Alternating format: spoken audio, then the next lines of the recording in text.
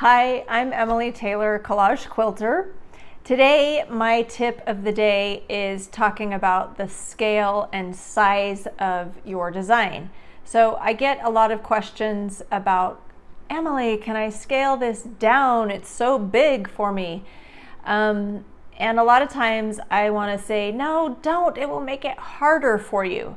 So what I wanted to do today is just kind of show you and talk to you about the scale or the size of your design. So I pulled up some different versions of a quail, and I want to show you what are the difficulties with dealing something like with this size. This is tiny. It has a lot of detail on it. So if I really want to accentuate all of this detail, that would mean the pieces that I'm going to cut up some of them are just tiny. So when I see something like this, I'm like, oh no, that isn't going to work. That's way too small. So the pieces would be too small, and furthermore, because the overall image is so small, you're not going to have the variety of fabric that makes a collage quilt interesting. So the way I make collage quilts is I like to use lots of different fabrics, and those fabrics contribute something that makes a collage beautiful. But when your image is too small, you can't take advantage of that. So I scaled this up, and this is the same image. I'm kind of creating a new version of aviary, so this will be part of it. And I'm looking at this now and I'm thinking, okay, this is still on the small side. Obviously this is an overscale, oversize, comparatively speaking to a real bird. This is larger than a real bird. And that's okay, because you can still see that it's a quail.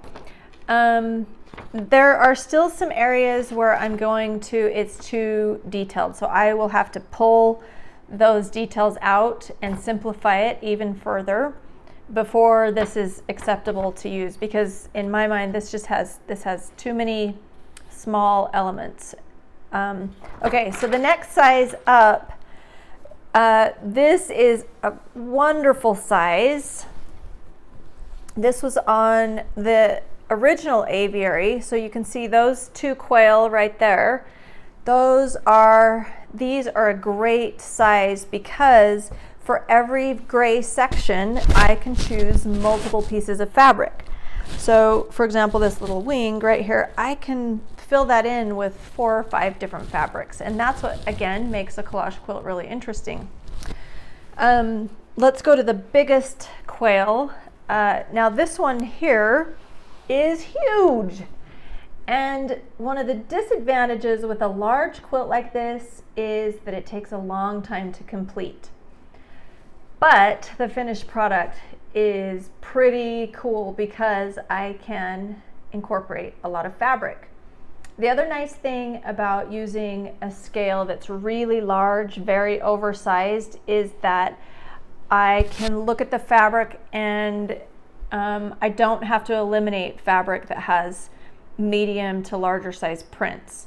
So what I wanted to just show you something, this is that's a very small print. So this is appropriate for any collage.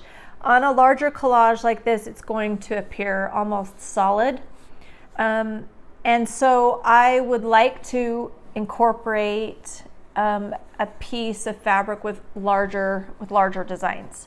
So you can see in a larger design like this, then I can pull in larger pieces that have more interesting patterns. And for me, this is the fun of a collage. So let's show you that whole design. Okay, so just to recap then, larger images, while they may be more time consuming to create, are going to make it so that you can use a wider variety of fabric and use fabric that has a larger print, so that you're not relegated to using things that read like a solid. I love to bring in larger prints that have pops of different types of different motifs and different colors. So my rule then is to make sure that when you are choosing a collage to create, that you get the scale large enough so that you can use the fabric that you want, and that you can use a good variety. So there's my tip of the day. I hope that is helpful. If you have any questions, you can find me at collagequilter.com, and you can find me in the Facebook groups, Collage Quilter Academy and Collage Quilt Along, or excuse me, that's the old one. It was Collage Quilt Along with Emily. It's now Collage Quilter Academy or Collage Quilter Facebook groups. Thanks for being here. Talk to you later. Bye.